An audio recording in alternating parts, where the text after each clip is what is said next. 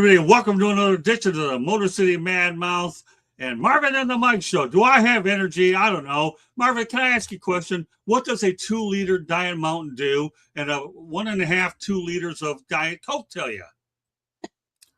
It's a lot of sugar. Regardless of the diet, there's a lot of sweetener in there. Well, that's good because you're more healthy than I am. I call it caffeine, brother. I don't know what your gasoline is where you're paying for it with your car, but for me, it's $1.75 over at the cotton picking. I don't know. How much did you pay for them 2 liters, Candy? Not $1.75 anymore, Scott. Inflation a little bit. Shows you how shielded I am. Anyway, got a great show. Got Earl Kinsey in the chat room. And Marvin made a statement with me when he was able to handle when I hit Charlie Kirk at him, right? And that guy passed with flying colors. Well, guess what, Marvin? You get an opportunity to top that act in a little. Right, let's do it. Like, Candy, go ahead and provide a big message that we have here earlier about an incredible affiliation that we have. And also at around 9 o'clock Eastern time, we're going to have the Sports Exchange. Marvin's going to be on along with a few other people. And we have some great stuff. Glad you're booked to be arriving, Earl. Go ahead real quickly, Candy. So the South Florida Tribune is proud to announce a partnership with Equine Assisted Therapies of South Florida. They're a nonprofit organization designed to help disabled people. Scott and Molly Murphy will be doing the Motor City Mad Mouth show on Wednesdays and talking about what they do and more. So watch for that. They're talking about debuting it on March 18th, but they're prepping beforehand. So watch for more notifications and more announcements as the platform grows. Do you have that photo real quick, Ken? I do. I don't remember the last time I got kissed by a horse, people. Geez, there you go. Look at that, Marvin. Can you do that? Am I bigger than the horse? It's a pretty horse. Yeah, it is. And you know what the name of the horse is, Marvin? What is that? Fire.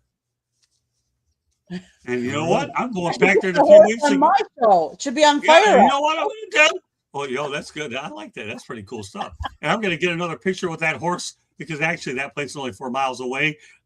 Myself, actually, now that I think about it, by myself. So that'll be the show platform. All right, got a lot to get to, Marvin, but we're going to let you off easy, okay? We're going to start with the Miami Hurricanes.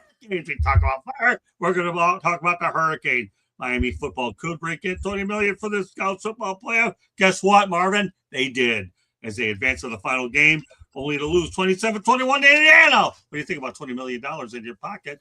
And guess what? You didn't have to worry about expenses, right, Marvin? Since they're playing at Hard Rock Stadium. Yeah, listen, college football, big business. That was the whole thing behind NIL. The Supreme Court basically said these guys are running a business within these schools, generating billions of dollars, and it's coming in so many different ways. And these teams who make it to the playoffs, who make it to the national championship, I mean, they're making big time dough, and I'm just happy that, there's an opportunity for the players to be able to be a part of that process, that revenue process. And I mean, UM is a upper echelon program. They're an elite program. I think you can say that now, just based on, how they ended the season. And this is the kind of money that you make, so it's not surprising. And a program like UM is going to make a lot more. Marvin, I'm going to tell you this, and I know you've obviously been on part of all of our football shows along with the other ones. And I think we both have talked about it in private conversation, and we talked about it on the air, okay? The Miami Hurricanes, Marvin, are a money-making machine. They print money. Mm-hmm. Why do they print money? I'll give you 2 reasons, okay? What do we have? Carson Beck, and who do we have? Cam Ward, right? And I'm not going to get into the next quarterback. I don't want to ruin it on another edition of Inside the Pitching. They print money. Do you agree? Absolutely. Absolutely. $20 million, Marvin. If I gave you $20 million, what the hell would you do with it? I know a lot of things. Trust me, a lot of positive things. Okay. I'm not going to get into your business affair, but $20 million just don't grow on trees. Although I did one time see a TV show on there where money falls on trees. But then again, it didn't last long because it folded up. I don't know if you were old enough by then to even watch that stupid movie. But that's one of the few times I ever did watch a movie, and I don't watch it very often. Candy, what are your thoughts about the Canes? Yeah, the Canes make money. I mean, they're a big draw, obviously, especially they're the biggest draw down here in South Florida. And I think they really have a market, because they are down here in South Florida. South Florida has money, uh, and they're making money, and they're pulling in elite talent to make more money. And I think that matters. Like we talk about some of the small market teams and how they don't can't compete because they don't have the same kind of money. They don't have the same uh, donors that Miami does. So, Okay, Miami, yep. Marvin, first non-sport topic. And the only thing about you, man, you're good at him. You're good at him. So guess what? I'm going to execute you with this one. Well, maybe not Ron DeSantis would. Just kidding. Okay. But Florida execution. Frank Ethan Walls, 58, was pronounced dead at 6'11 following a 3 injection. He was executed for killing his girlfriend during a home invasion. Marvin, I'm going to tell you one thing, and the reason why I bring up these executions, Marvin, is because I'm in a state which I truly believe in capital punishment, the death penalty, and Florida has a lot of people on that. And Mr. DeSantis, okay, and I'm bringing these up on every show. You follow me? Whether it's the Sports Exchange or any other ones, I put them up because I firmly believe in this. Okay, if you take somebody's life and there's intent, let's trade one life for another. I mean, I don't care whether you talk deep politics. It has to do with this whole deal, right, Mark? Yeah. Go ahead. I'm sorry. No, I agree with you completely. I think, where the evidence is there and it's clear, and you did something intentional and something as drastic as taking somebody's life. I mean, at that point I have to go Old Testament, you know what I mean? And it's an eye for an eye. I'm not one into violence. I understand why people go to war, but I think there are certain crimes that you can, hopefully fix through time and time served. But certain crimes towards people, there's no way to fix that. You got to go. And yeah, murder with intent in unnecessary situations where it's not self-defense or anything like that. It's just you got emotional, you got your feelings hurt, or you were angry over somebody, how they drove, or whatever it may be. Yeah, that's just ridiculous. And we don't need that element in the world. So, hey, Marvin, how many times you told me you think I should be a salesman? A lot. No, because I'm not. But this is a home invasion. But once upon a time, I had to prove you right for crying out loud. I once sold alarm systems. Hated it. Yeah. I really did, because I was selling something that you hate to see, home invasions. Yeah, no, it's that's another thing. I mean, obviously, you want to believe that when you're at home, you're at peace and you're in the safest place in the world. And, to have somebody just violate that space, and not just violate your space, but obviously come in there and commit murder. That's something that I don't even want to think about. I don't like even putting that kind of energy out in the world, but that's just horrible, and you want people to feel safe. So I get it. I'm not a huge DeSantis fan, but there are a few things that I think he's gotten right. And this is one of them. All right, Candy, some thoughts. And then the next topics will be Marvin and I solo, because obviously this one's right up his alley. Go ahead about this one. I too, like Marvin, I don't agree with violence. And I think there are some times that you can rehabilitate some people. To this extent, when you maliciously go in and take somebody else's life, I don't want my tax dollars keeping you alive, paying for you to have a roof over your head and meals and stuff like that.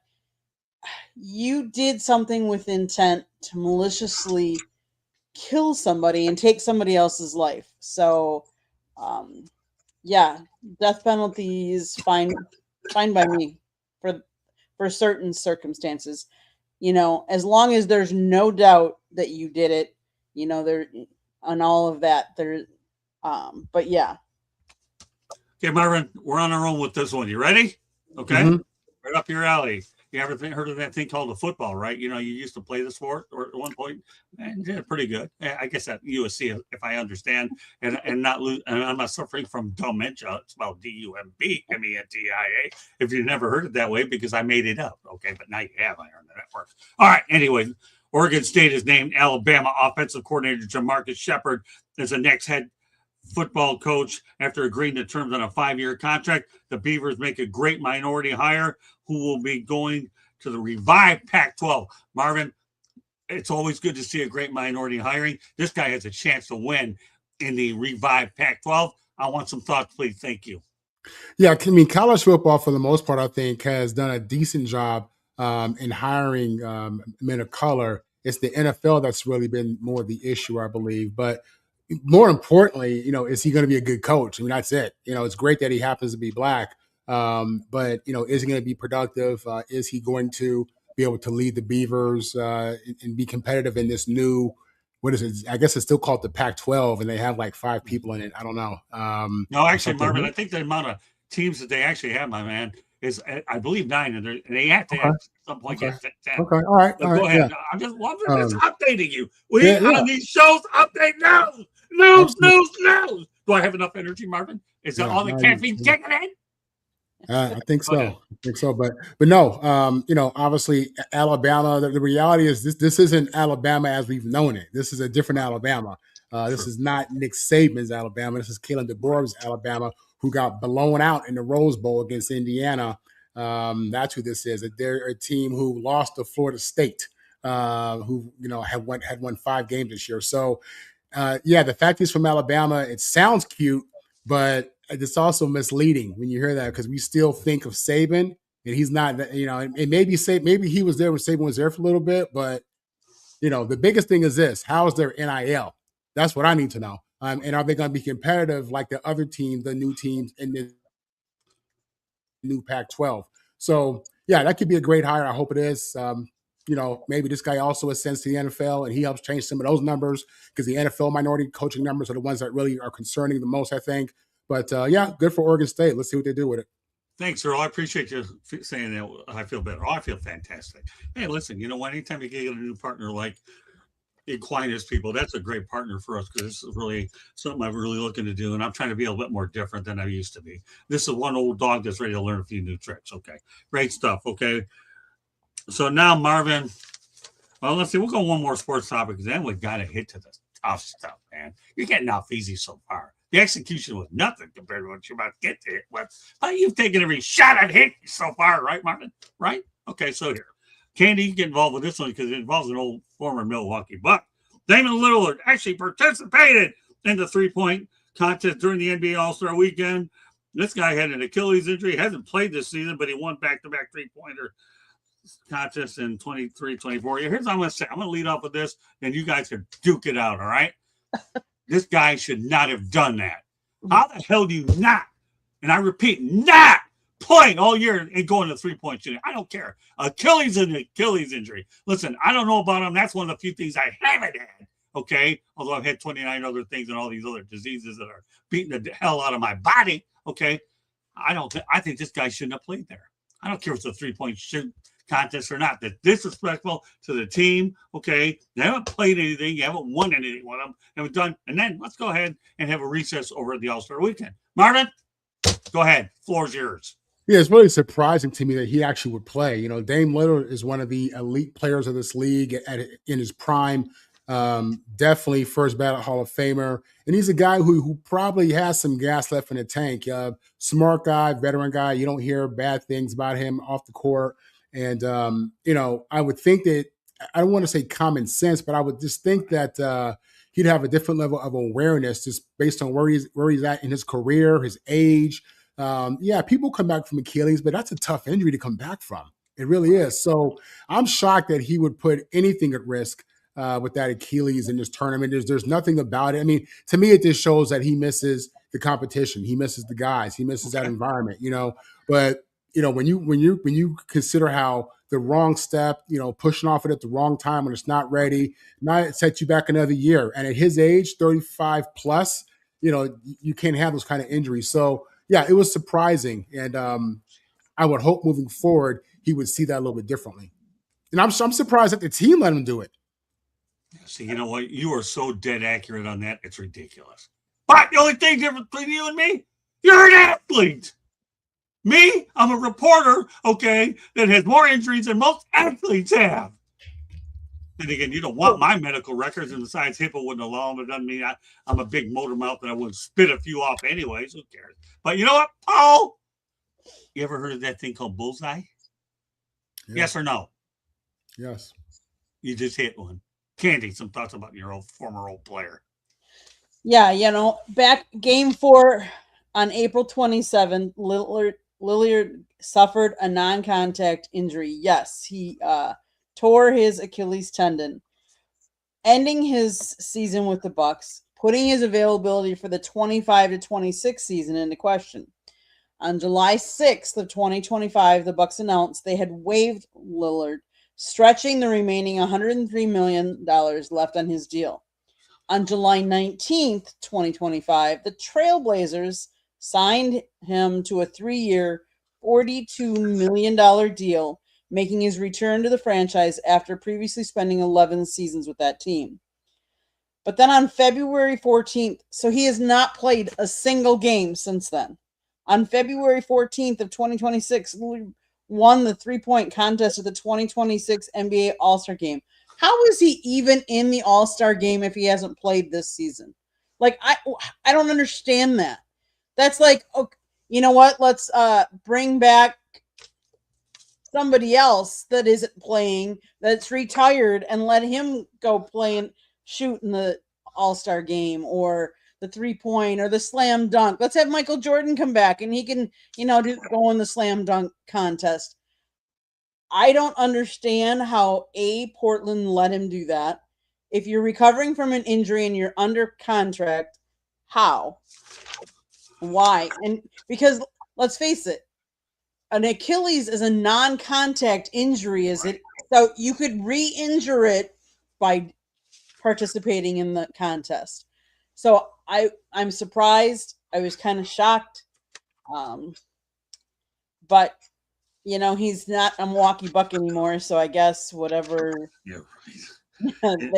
Portland wants to let him do, let him.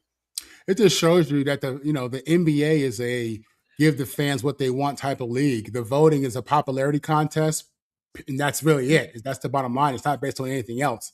It's all about popularity, and they want to make the players who the fans want. They want to make those players available and out there. I think there should be something in the CBA.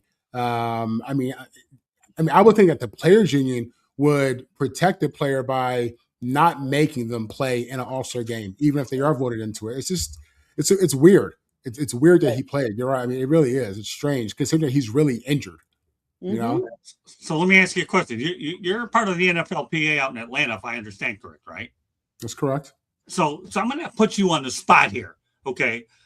And obviously, we're talking about the NBA, which is the National Drama League in my eyes. I've been very outspoken about that. It is.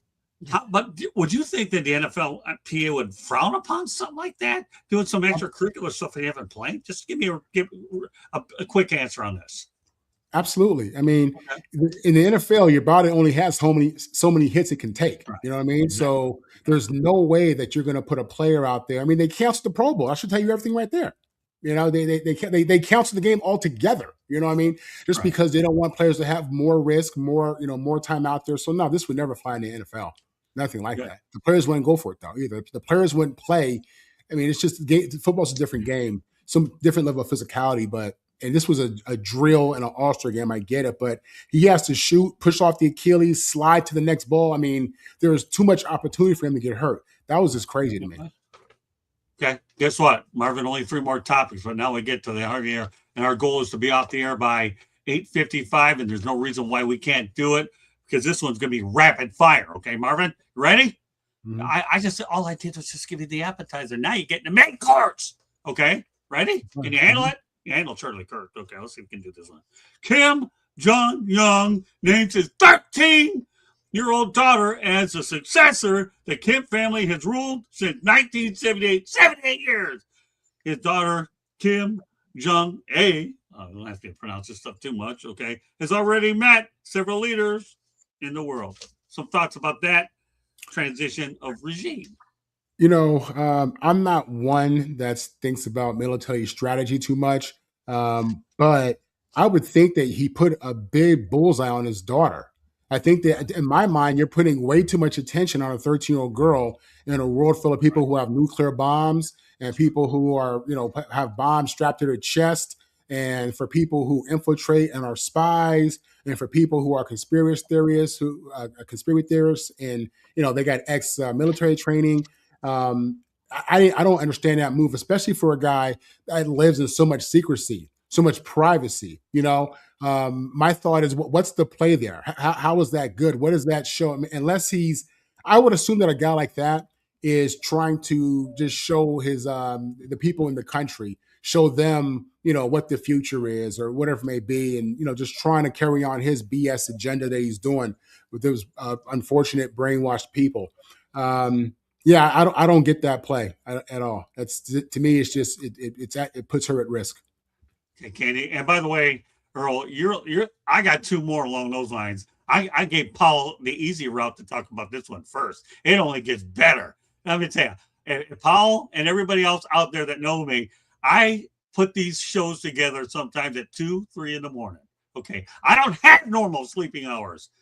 Oh, that's why, whatever you want to call it. All right, Candy. Rapid fire. Rapid fire. Well, North Korea has never had a female leader ever. So do I think that him saying now his 13-year-old daughter is going to be the next successor? I think he's trying to set the stage, letting everybody know that he doesn't care if she's the first female or not. It's going to be one of his descendants and nobody else. But like Marvin said, I think this puts a lot of pressure on her. She has had numerous appearances now. So her first appearance was in 2022, and she frequently accompanies her father to high-profile military, diplomatic, and state events, because I think he's really trying to push that it's got to be one of his descendants or nobody. Okay, well, it gets better than this. Only 2 more topics, but I love them as they get better. Okay. North Korea border guards shoot anyone crossing without hesitation. Hundreds have been killed trying to escape guards. Okay, get this. Authorized are killed to kill anyway. So they don't care. You escape, you're going to get killed anyway.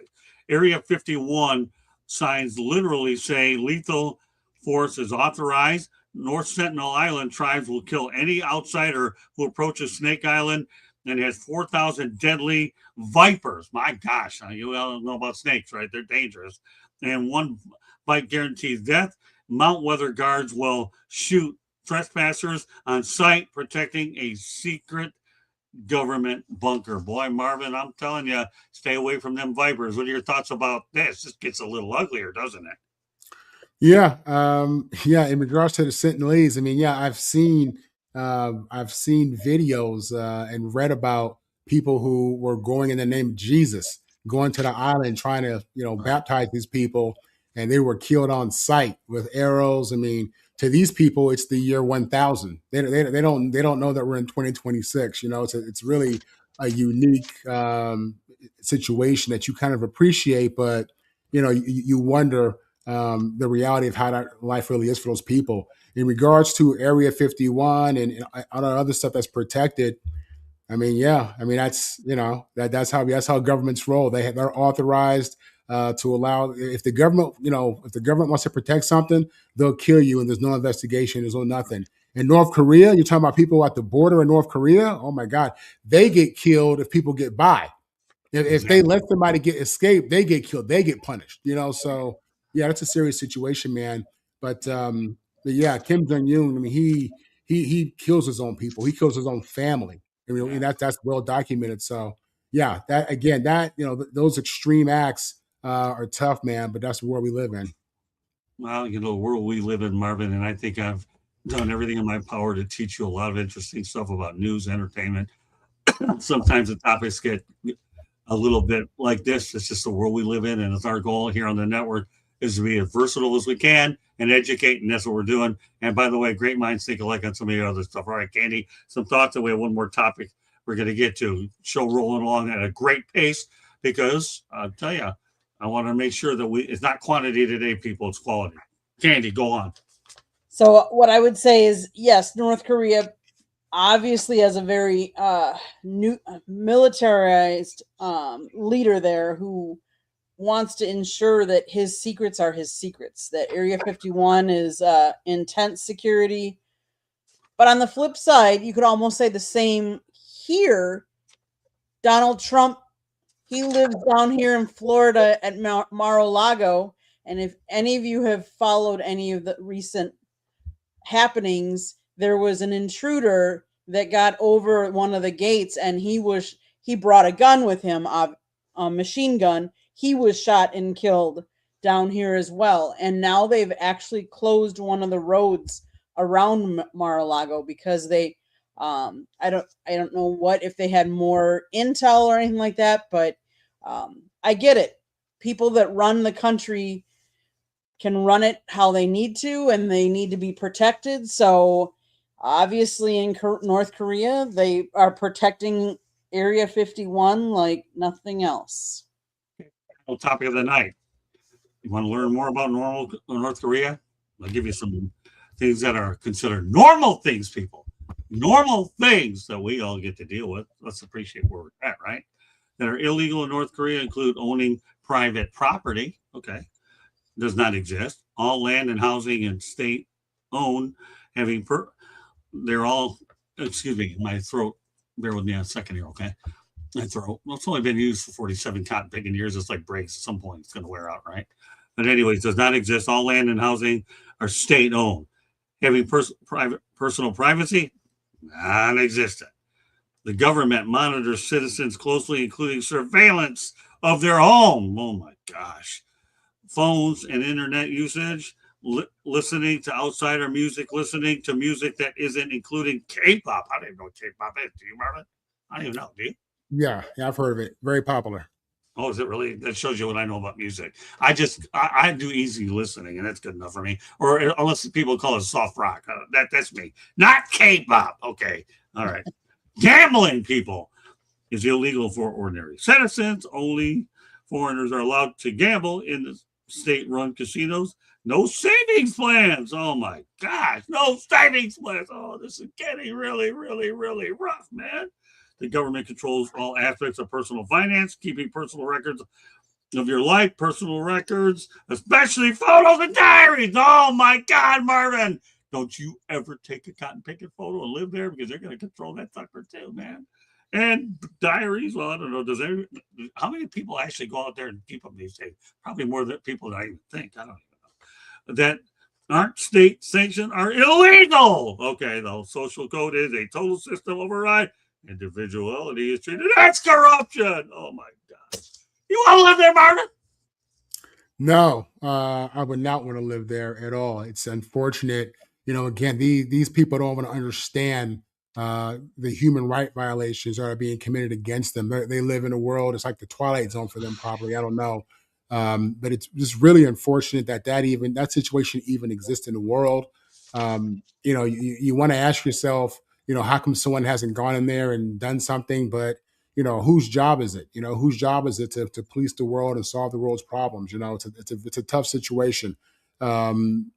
It's just really if you understand, how these people are they're not fed, they don't have access to their own food in the ways that you and I understand. They can't make money in the ways that me and you can. They can't, they don't have health care in the ways that me and you do. If you understand how these people live, you realize it's one of the greatest human atrocities that we currently see, is what's happening in North Korea. So let me ask everybody out there, and I got to address Earl's question in the chat room. You guys ready? Okay.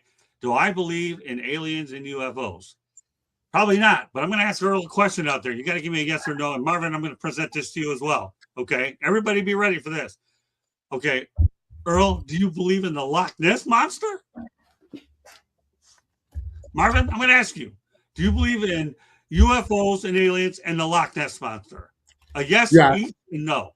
Yeah. Loch Ness Monster, no. Do I believe that there's other living beings out there? Absolutely. I think it's very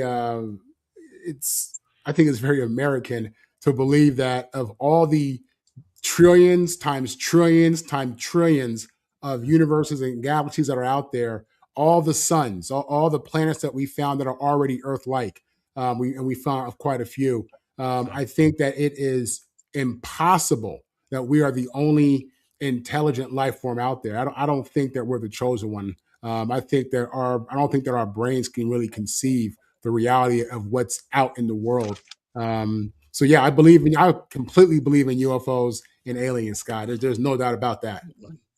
Do you really You believe don't in at all, UFOs Scott? and aliens? You Huh? don't believe in UFOs at all? I don't even. You know what? I haven't been asked that question since before you were born, Marvin. Really? Seriously? Really? I Yeah. can't remember any time. But the only thing I believe in, Marvin, I'll be honest with you, okay, was that show called My Favorite Martian.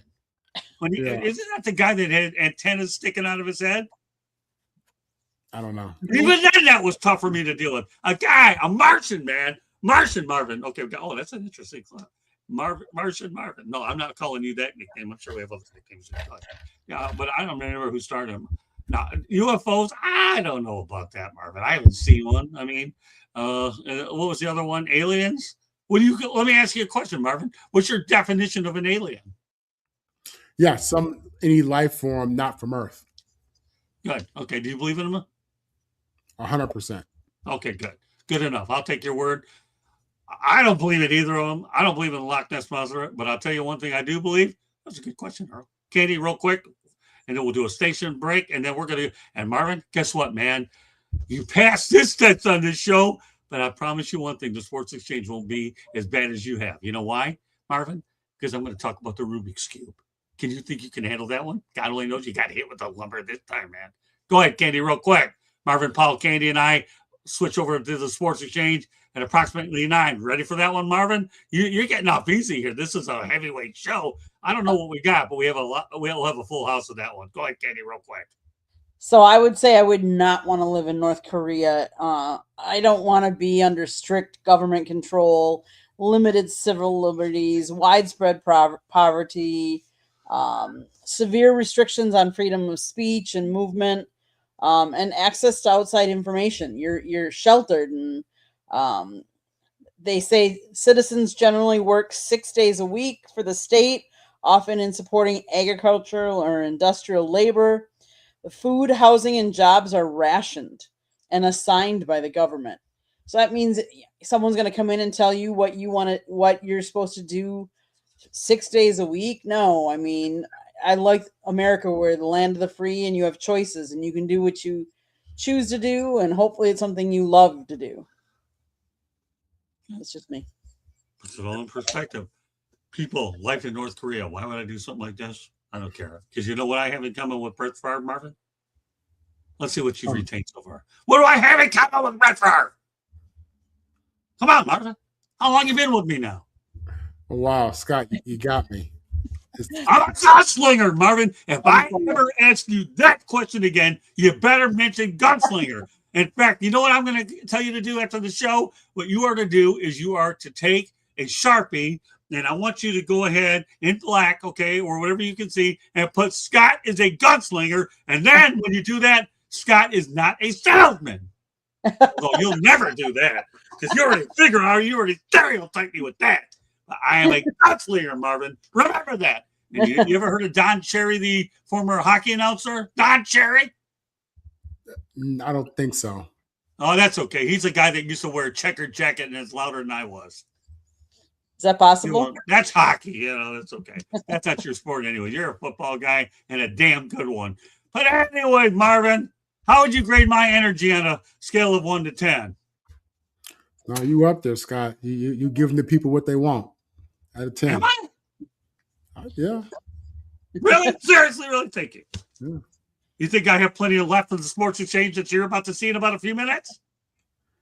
I have no doubt that you will fulfill your commitment to the Sports Exchange and give the people what they want. Well, guess what, Marvin? You and I and Candy are going to make damn certain we're going to do it. Right, Marvin?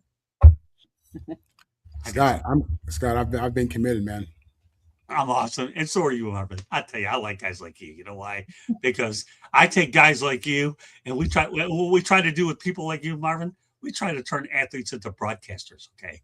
And when we have broadcasters that are coachable, if you played for Mike Ditka, right? Tell me that he was an easy guy to play with. I loved him. I thought he was straight up. other people, I thought he was just straight up, and I appreciated that. And he was tough, but it is what it is. So I'll ask you one more. I'll ask you one more quick question. I'm just Yeah. curious because now I'm really curious now, Marvin. Don't ever perk up the curiosity of the Motor City Man. Where do you compare me to Mike Ditka? That's tough. I'll tell you what. let me get back to you on that one. Huh? What's that? Let me get back to you on that one. Well, good. Then do it on the Sports Exchange. You'll have about 10, 15 minutes before we flip it. I'll give you 15 minutes to think about it, right? Final station break, Candy. We flip it over at the Sports Exchange. And by the way, Marvin, Mike Kelly's coming back on for 20 minutes. How's that sound? And don't worry, he loves those non-sports topics, but he didn't get buried like he did tonight with North Korea. Go ahead, Katie, final station break, and we flip the switch.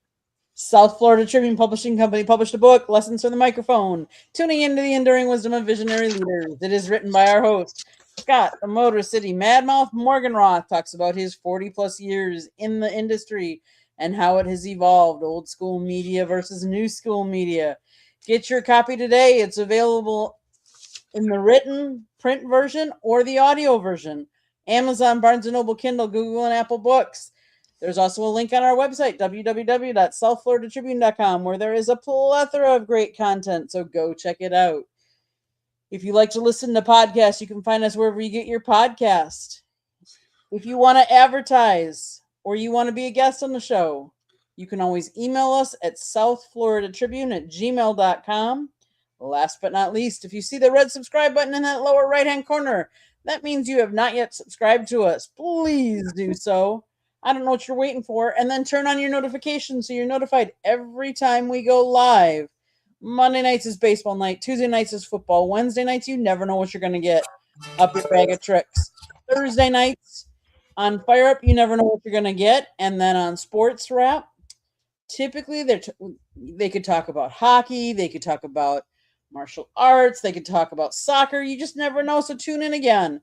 But turn on those notifications so you're notified every time we go live. Back to you, Scott.